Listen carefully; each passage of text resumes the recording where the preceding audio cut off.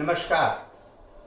आप सब इस बात से पूरी तरह परिचित हैं कि 25 जून 1975 को भारत में आपात स्थिति लागू की गई थी और कल का ही दिन ऐसा दिन है जिसको काली अध्याय के रूप में भारत के लोकतांत्रिक इतिहास में जाना जाता है।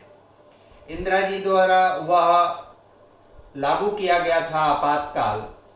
आपातकाल से जुड़े बहुत सारे विषयों की जब आप चर्चा करेंगे, उसके विषय में जानेंगे, उसके विविध पक्षों की विस्तार से आपके सामने वस्तु स्थिति का उद्घाटन होगा, तो आपको आश्चर्य होगा कि भारत में भी क्या ऐसा हो सकता है। आपातकाल की पृष्ठभूमि इंदिरा गांधी की 1969 से लेकर 1975 तक की राजनीतिक हैसियत और राजनीतिक हैसियत को बढ़ चढ़कर दिखाने की चेष्टा। 1975 में आपातकाल लागू होना, 1975 से ले 25 जून 1975 से लेकर 21 मार्च 1977 तक आपातकाल के दौरान इंदिरा गांधी और उनके क्लोज रूम किचन कैबिनेट की भूमिका।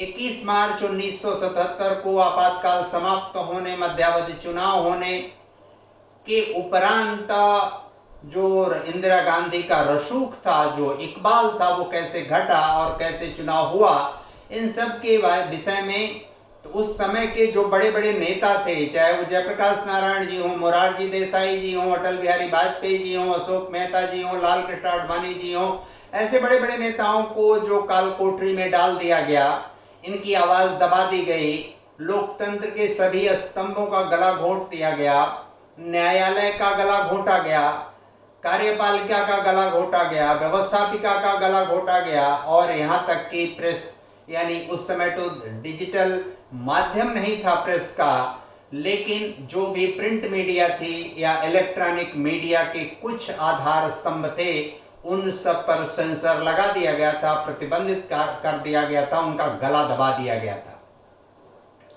यह स्थिति क्यों आई? इसलिए कि 1971 में जब राजनारायण जी इंदिरा गांधी जी के खिलाफ चुनाव लड़ रहे थे, तो उस चुनाव में इंदिरा जी ने राजनारायण जी को चुनाव हरा दिया, और जब चुनाव हरा दिया तो राजनारायण जी न्यायालय गए। न्यायालय में उन्होंने याचिका दाखिल की और यह मांग की कि हमारे विरुद्ध इंदिरा जी ने साजिश करके चुनाव जीता है, सरकारी मिशनरी या ब्यूरोक्रेसी का दुरुपयोग करके चुनाव जीता है, इसलिए न्यायालय मुझे राहत दे, न्यायालय मेरे साथ खड़ा हो, मेरे साथ इंसाफ और न्याय किया जाए। न्याय करने के प्रक्रिया में उच्च न्यायालय ने उनके पक्ष में निर्णय किया कुल मिलाकर, और एक तरह से उस चुनाव को रद्द कर दिया। उस चुनाव के रद्द होने के बाद इंदिरा जी को बड़ा धक्का लगा, और उस धक्का लगने के कारण उन्होंने कहा कि हम इस निर्णय को नहीं मानते, हम सर्वोच्च न्यायालय में इसके विरुद्ध अपील करेंगे। उन्होंने अपील न करके भारत में आपातकाल लागू कर दिया गया। एक तरह से न्यायालय का, न्यायपालिका का गला दबा दिया गया। आपातकाल जब लागू किया गया, उस समय मीडिया पर किसी भी प्रकार का कुछ भी बात कहने के लिए प्रतिबंधित कर दिया गया। जो नेता समाज में, लोगों के बीच अपनी बात ले जाकर कह सकते थे, ऐसे महत्वपूर्ण नेताओं को काल कोठरी में डाल दिया गया।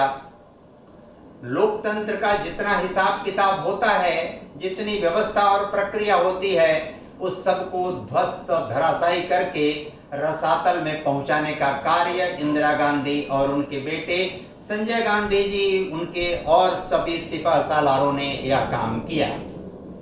और इस काम को करने के कारण जो परिस्थिति देश में बनी, जो वातावरण बना, वहीं से इंदिरा गांधी की उल्टी गिनती शुरू हो गई। और वह जो कालखंड है, वह कालखंड लगभग 20-22 महीने जब तक रहा, तब तक देश की स्थिति कैसी थी, उस समय जो लोग आपके पूर्वज रहे होंगे, या उस आयु में, उस समय के जो परिपक्व आयु में जो लोग देश के नागरिक रहे होंगे, उनसे चर्चा वार्ता करिए तो उस विभीषिका का आपको अंदाजा पता चलता है। एक बहुत महत्वपूर्ण बात है और ये बहुत सारे सवाल पैदा करता है। 77 में जब चुनाव हुआ तो जनेश्वर जी यह संस्मरण बताते थे और इसकी चर्चा करते थे। उनके बताने का मैं साक्षी रहा हूं। उस संस्मरण में उन्होंने बताया कि 77 के चुनाव में राजनारायण जी का मैं चुनाव संयोजक था। राजनारायण जी के पास चुनाव लड़ने के लिए पैसे नहीं थे। इंदिरा जी के खिलाफ वो पुनः चुनाव लड़ रहे थे। एक दिन हुआ ऐसा कि सारी गाड़ी, जीप और पुरानी टाइप की जो मोटरसाइकिलें थी वो तैयार थी प्रचार में निकलने के लिए, लेकिन जो प्रचार में निकलने वाले राजनारायण जी के सहयोगी थे, शुभचिंतक थे, प्रचारक थे, वो बाहर नहीं आ रहे थे। स्वयं जनेश्वर जी भी संकोच में अंदर बैठे थे। एक घटना यहाँ और भी उद्घाटित करने लायक है कि चौधरी चरण सिंह जी और राजनारायण जी में आपसी मतभेद बहुत ज्यादा था, आपस में कोई लगाव नहीं था। मुलायम सिंह यादव जी चौधरी साहब के बड़े निकटवर्ती और प्रिय लोगों में थे। जनेश्वर जी राजनारायण जी के बड़े निकटवर्ती और प्रिय लोगों में थे, लेकिन मुलायम सिंह यादव जी और जनेश्वर मिश्र जी की आपस में दोस्ती बहुत प्रगाढ़ थी। ये दोनों का उस ऊपर के पीढ़ी से बहुत ज्यादा इस बात का खुलासा नहीं हो पाया था। जनेश्वर जी भी संकोच में बाहर नहीं निकल रहे थे। राजनारायण जी तैयार होकर बाहर निकले। वो पूछने लगे, जनेश्वर कहाँ हैं, बाकी लोग कहाँ हैं। जब जनेश्वर जी निकले तो उन्होंने उनके कान में कहा कि प्रचार में कैसे चला जाए, गाड़ियों में तेल भराने के लिए पैसे नहीं हैं, जो कार्यकर्ता साथ जाने वाले हैं उनके खाने पीने, जलपान, भोजन आदि की व्यवस्था करने के लिए कोई राशि नहीं है, क्या किया जाए। राजनारायण जी ने तपाक से कहा, इंदिरा गांधी के कार्यालय को फोन लगाओ। जनेश्वर जी और भौचक रह गए कि यह क्या हो रहा है। जनेश्वर जी ने, उनका आदेश था, वो पुरानी पीढ़ी के व्यक्ति थे, उन्होंने फोन लगाया तो वहां कहा गया कि अभी मैडम आएंगी।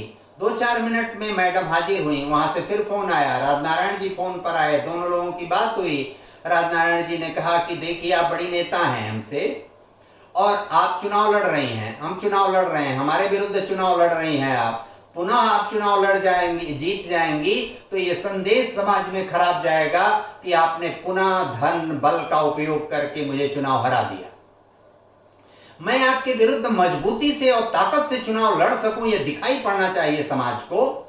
उसके बाद यदि चुनाव आप जीतती हैं तो आपकी जीत पक्की और ठीक सुनिश्चित मानी जाएगी। इंदिरा जी भी भौचक रह गई। उन्होंने कहा, आप कहना क्या चाहते हैं। राजनारायण जी ने कहा कि मैं कहना यह चाहता हूं कि हमारे पास चुनाव लड़ने के लिए एकदम पैसे नहीं है, और पैसे नहीं है तो हम मजबूती से आपके खिलाफ चुनाव नहीं लड़ सकते। हमारे पास लाउड स्पीकर की व्यवस्था करने के लिए, गाड़ियों में तेल भराने के लिए, स्कूटर मोटरसाइकिल पर चलने वाले लोगों के लिए उनके चाय जलपान भोजन आज की कार्यालय की व्यवस्था आज के लिए पैसे नहीं है, मैं क्या करूंगा। इंदिरा जी ने कहा, फोन रखिए, अभी कोई जाएगा आपके पास। एक आधे घंटे बाद कोई व्यक्ति अखबार में 10-10 हजार की 4 गड्डी लेकर आया। राजनारायण जी को पूछता हुआ उनके पास गया। राजनारायण जी को झोले में रखा हुआ अखबार में लपेटा हुआ 40 हजार रुपया दिया। राजनारायण जी ने खोल के देखा, जनेश्वर जी को बुलाया, उनको सौंपा, कहा व्यवस्था कीजिए। वे भौचक थे। अगर आप गणना करिए, मूल्यांकन करिए कि 1977 में 40 हजार आज की कितनी कीमत हुई, तो इससे आपको बहुत सारी चीजों का अंदाजा लगाने में आसानी होगी कि इंदिरा गांधी जी के पास उस समय कितना धन था। मेरे समझ से वो 40 हजार आज शायद 4 करोड़ रुपए के बराबर होगा। वो इंदिरा गांधी जी के पास कितना रुपया था कि बड़ी आसानी से आज के समय का 4 करोड़ रुपया उन्होंने इनको दे दिया। इनका शायद चुनाव उस दिन में ही संपन्न हो गया। राजनारायण जी चुनाव जीत भी गए। इंदिरा जी जैसे व्यक्ति को, जो कथा कथित ईमानदार पार्टी कही जाती है, ईमानदार नेता लोग कहे जाते हैं, उनके पास इतना धन आता कहां से था, ये बहुत बड़ा प्रश्न है। और ये प्रश्न और आगे बढ़ता है कि उनकी 5वीं पीढ़ी में जब लक्ष्मी नारायण नेहरू जी, यानी जवाहरलाल नेहरू जी के पिता मोतीलाल नेहरू जी, मोतीलाल जी के पिता गंगाधर नेहरू जी, गंगाधर नेहरू जी के पिता लक्ष्मी नारायण नेहरू जी मामूली क्लर्क थे अंग्रेज रियासत में।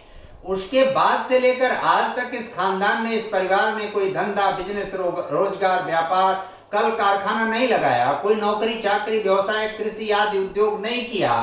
फिर इनके पास इतनी संपत्ति आती कहां से थी, और आज भी इतनी संपत्ति कहां से आती है। पूरी दुनिया भर में इनके पास बहुत सारे बंगले, इनके पास बहुत सारे फार्म हाउस, बहुत सारे उद्योग धंधे आज की स्थिति में हैं। इनके सोनिया जी के दामाद के पास है, बेटी के पास है, बेटे के पास है, पूर्व की पीढ़ी के पास है। ऐसे लोग नरेंद्र मोदी जी की भाजपा सरकार को कहते हैं तानाशाह सरकार है, जो इमरजेंसी लागू कर सकता है, आपातकाल लागू कर सकता है, कार्यपालिका, व्यवस्थापिका, यहां तक कि जो सत्ता की व्यवस्था थी वो व्यवस्था भी सत्ता या कांग्रेस पार्टी की व्यवस्था न होकर इंदिरा गांधी के किचन कैबिनेट या उनके ऑफिस की व्यवस्था मात्र रह गई और वही इस देश की व्यवस्था संचालित कर रही थी। जबरदस्ती फखरुद्दीन अली अहमद तत्कालीन राष्ट्रपति से आपातकालीन लागू कराया गया आपातकाल। फखरुद्दीन अली अहमद भी उनके इतने बड़े चेले थे कि बिना कोई प्रश्न, बिना कोई सवाल, बिना कोई जवाब मांगे उन्होंने आपातकाल देश में लागू कर दिया। वह काला अध्याय कि जब भी चर्चा की जाएगी, उसका सच जब भी समाज जानेगा, जब भी देश में उसकी वास्तविक तस्वीर सामने खड़ी होगी, तो पता चलेगा कि यह भारतीय राष्ट्रीय कांग्रेस या आज की कांग्रेस या इंदिरा कांग्रेस या राहुल कांग्रेस या सोनिया कांग्रेस या प्रियंका कांग्रेस या चाहे जो भी कांग्रेस है, इस कांग्रेस की हकीकत समाज में सामने ले आना चाहिए। और जब सामने में सही तस्वीर सबके सामने आ जाएगी, सब लोग समझ जाएंगे, जागरूक हो जाएंगे, तो इनके नाम पर कोई भी अपनी उंगली नहीं रखेगा, इनकी तरफ तिरछी नजर से देखने की कोशिश भी नहीं करेगा। इनको अपना मानना तो छोड़ इस देश का भी मानने से इनकार कर देगा आदमी।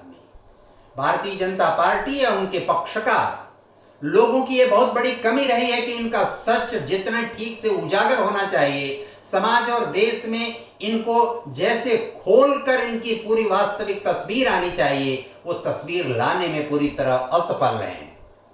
उनकी जागरूकता और बढ़नी चाहिए, इनकी वास्तविक तस्वीर, इनका काला अध्याय, इनके स्याह पन्ने सामने सबके साथ आने चाहिए और लाकर इनको बेनकाब करना चाहिए। समाज, देश और इस राष्ट्र के एक एक कण, एक एक जीव, वन वनस्पति, जीव जंगल, सबके कितने ये विरोधी हैं, कितने सातिर हैं, कितने खतरनाक हैं, कितने घातक हैं, ये बेनकाब होने चाहिए।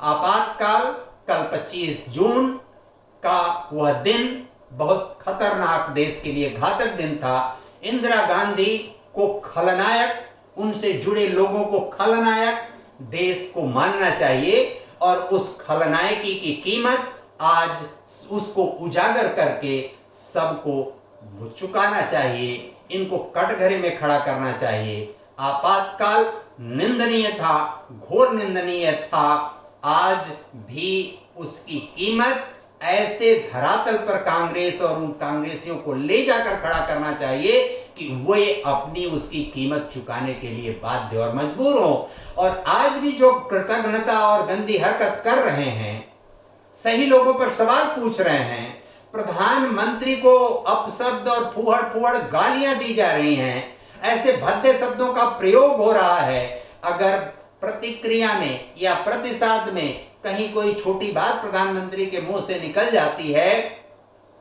दुख और क्लेश में, तो उस पर सवाल उठाया जाता है, तानाशाह प्रधानमंत्री को कहा जाता है। जो इस तरह के क्षुद्र लोगों की हजार बातें सहन करने की सामर्थ्य जिस व्यक्ति में है, उस पर सवाल खड़ा करना निंदनीय है। आपातकाल निंदनीय था, मोदी जी पर सवाल इस तरह के खड़े करने निंदनीय है। आपातकाल की भर्त्सना करता हूं। धन्यवाद, नमस्कार।